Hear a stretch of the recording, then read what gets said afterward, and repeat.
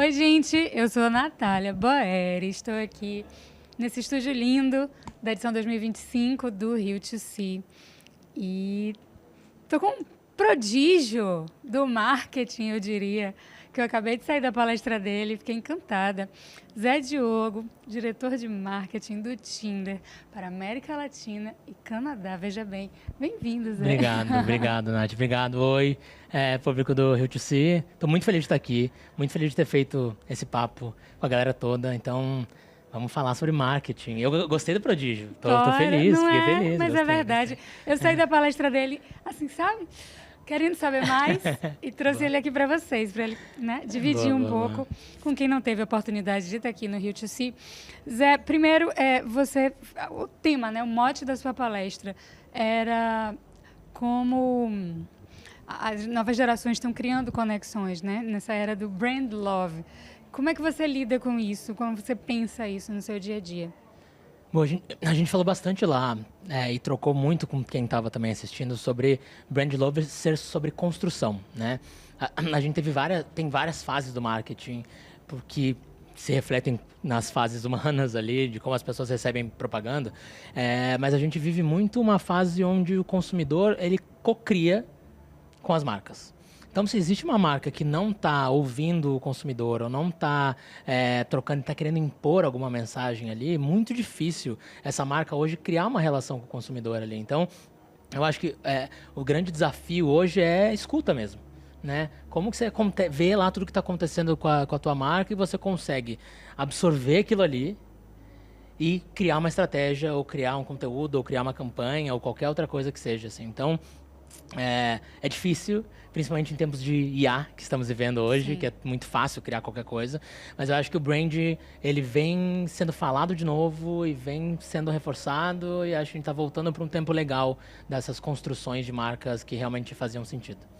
Isso que você está falando me lembrou de um dos exemplos que você deu, que foi o case do Magazine Luiza, de Ivete e uma pessoa anônima. Conta. Boa, a gente tem uma conexão com o time do TikTok super forte. Eles falam muito sobre momentos de você utilizar uma celebridade versus utilizar um consumidor, uma consumidora de verdade, né? Ou um vendedor, uma vendedora nesse caso.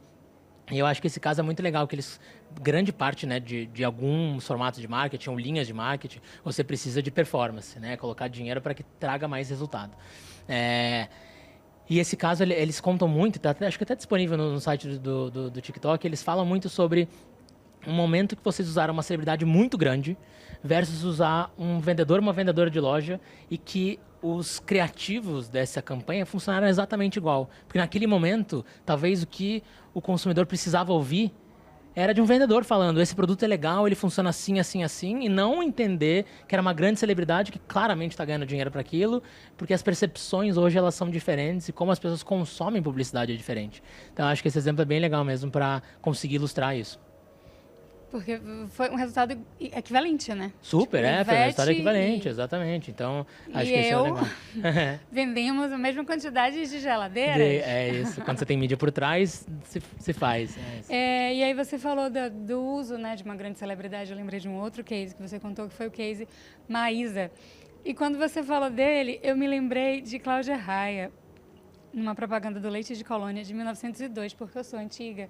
Ela falando, eu uso leite de colônia todos os dias. E ela não usa leite de colônia todos os dias. É o Monange da Xuxa. É o Monange da Xuxa. E aí você falou de Maísa, né? Que teoricamente não teria o perfil, mas vocês usaram ela lindamente. Eu acho que assim, a gente... Quando uma marca decide, em algum momento, se conectar com um influenciador ou com uma celebridade, eu acho que essa marca ela quer absorver quais são os valores daquela pessoa.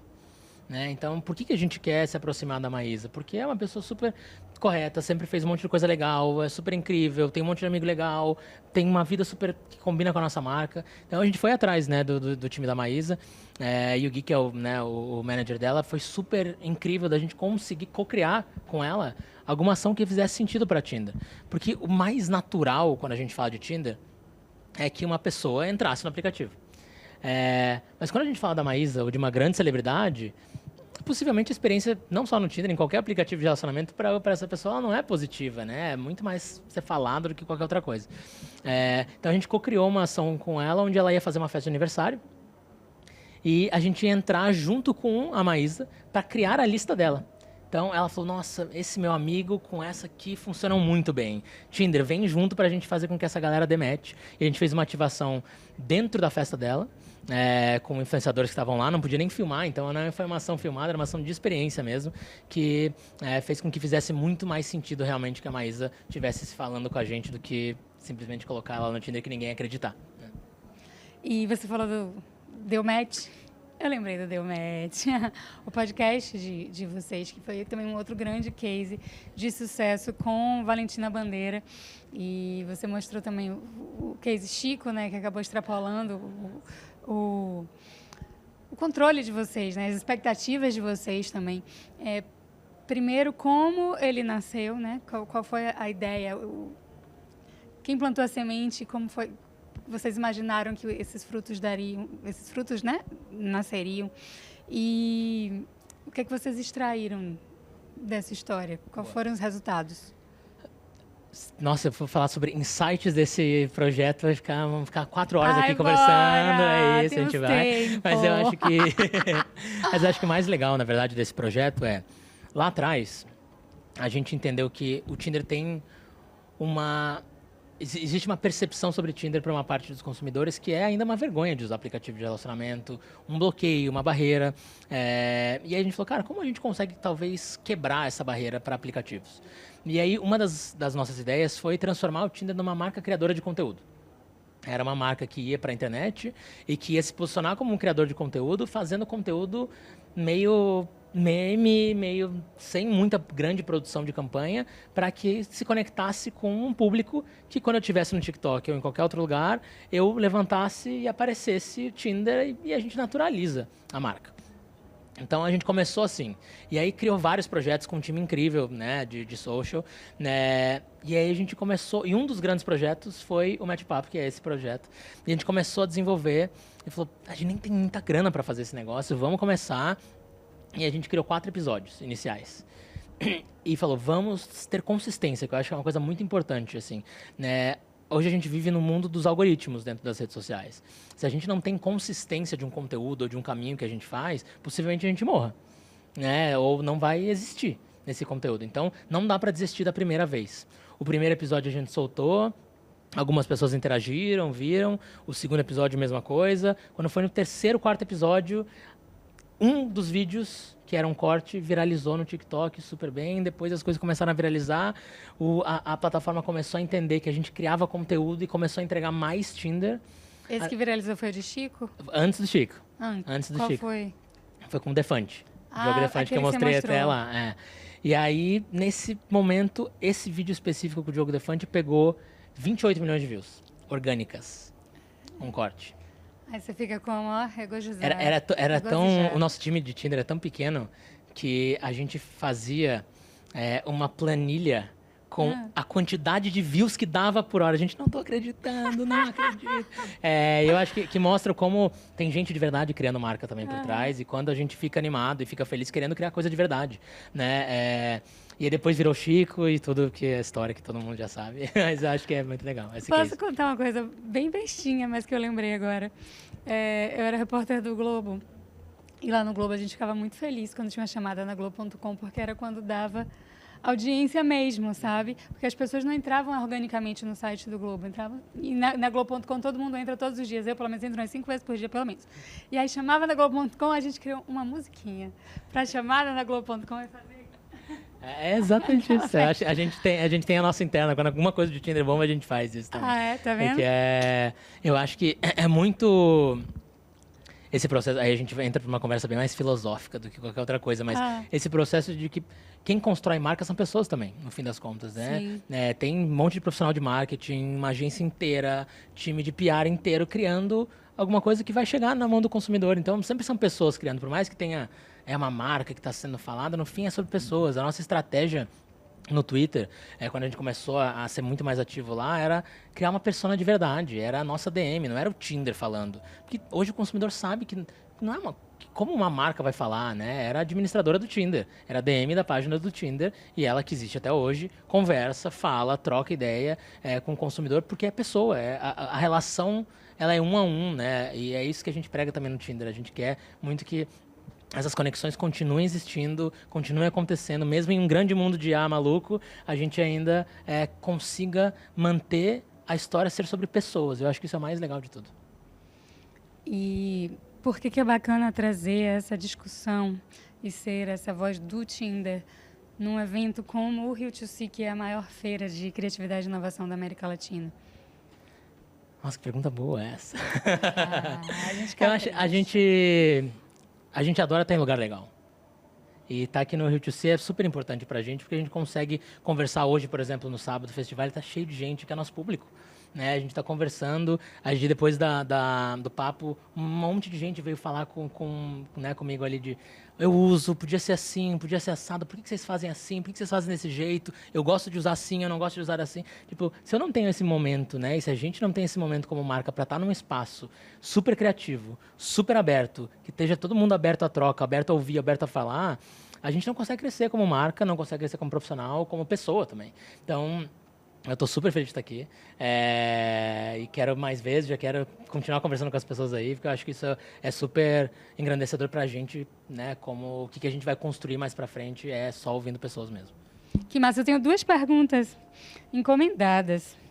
Boa. Você não perde por esperar. Pom, pom, pom, pom, pom, pom. Você já tinha vindo como pessoa física, sim, né? É sim. diferente. É diferente. Me conta diferente. essa diferença de perspectiva. Eu acho que é diferente você tá querendo ver versus você tá nervoso para apresentar. Eu acho que tem esse sentimento, assim, de... Cara, eu quero falar sobre uma coisa, mas eu quero que seja relevante, né? Porque hoje em dia você tem acesso a evento, tudo. As pessoas elas estão diariamente assistindo coisas, vendo coisas, YouTube, Instagram, tem uma quantidade de conteúdo gigantesca na cabeça das pessoas diariamente. Então, como ser relevante num papo, né? Eu acho que eu tentei fazer uma troca ali, o que é super difícil, mas eu tentei fazer uma troca para que isso sim seja mais legal, né? Como que eu consigo falar, como que eu consigo ouvir, como que eu consigo trocar e talvez ver alguma outra coisa ou nova ou não, ou talvez até um ponto de vista diferente de alguma coisa que eu já tenha visto online. Então, é bem diferente, mas eu adorei os dois. Espero que na próxima eu possa voltar com os 2 momentos em dias diferentes para ter as 2 experiências de novo. Justo. Repare as minhas perguntas encomendas. Na sua rotina, como é o caos, a urgência de produzir conteúdo, de entregar o material e de criar? É um caos diário de tudo. Acho que acho que profissionais de marketing, eu acho que vivem assim, mas eu sempre brinco. A gente trabalha numa área muito privilegiada quando a gente fala sobre marketing, porque é criar coisas legais, coisas que possivelmente são entretenimento das pessoas. Se uma campanha cai, nada acontece muito no mundo. Então, eu acho que isso é bom também. Eu acho que é legal a gente tirar o nosso tempo para entender que é de verdade, entender que o consumidor vai gostar, entender se aquilo que a gente está fazendo é o caminho certo para melhorar o negócio. No final, todos trabalhamos em negócios, a gente sabe que tem que melhorar a empresa, que tem que melhorar o resultado, mas é como a gente faz isso de uma forma sustentável.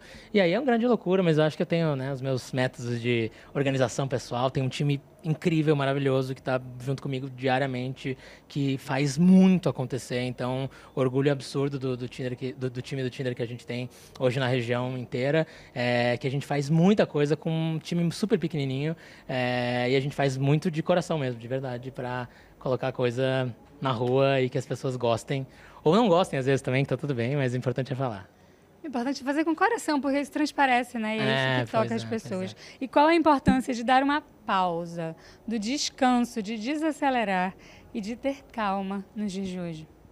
É extremamente importante, super. Eu acho que eu não sou a pessoa que sempre falo, né, e muito pessoalmente, sobre o trabalhar mais e tudo. Eu acho que principalmente num ambiente de criatividade, se você não tem tempo, se você não tem espaço, né, para pensar, refletir e estar calmo, possivelmente você entregue um trabalho que não funcione lá no final, porque você fez muito na correria. Então, eu acho que por mais que a rotina ela exija correria, a gente precisa colocar na mesma prioridade de uma loucura, a gente precisa colocar uma prioridade de descanso, ou de entendimento, ou de calma, ou de um bloqueio na agenda para você responder alguma coisa, porque eu acho que isso é super importante para que a gente se mantenha em ação, né? A gente não está num momento propício para que a gente não possa sessão. Acho que isso é muito importante a gente estar calmo para que a gente continue entregando, continue criando coisas incríveis. Isso fora, né, de qualquer pessoa, mas eu acho que esse momento de calma é muito importante. Zé, fiquei encantada com você. Obrigado. Com tudo que você sabe, com a sua didática, com a sua forma de se comunicar com as pessoas. Verdadeiramente, sabe? Todo mundo lá no painel saiu e foi falar com ele, gente. Porque se sentiu muito próximo, né? E muito à vontade. Parabéns. Obrigado. Obrigada por estar aqui. E esperamos no ano que vem, hein? Estarei aqui. Já está marcado. Pode fazer o próximo flyerzinho, que da próxima eu já estou aqui de novo. Obrigada. Nath, muito obrigado, viu? Valeu, beijos. Beijo, valeu, gente. Tchau, tchau.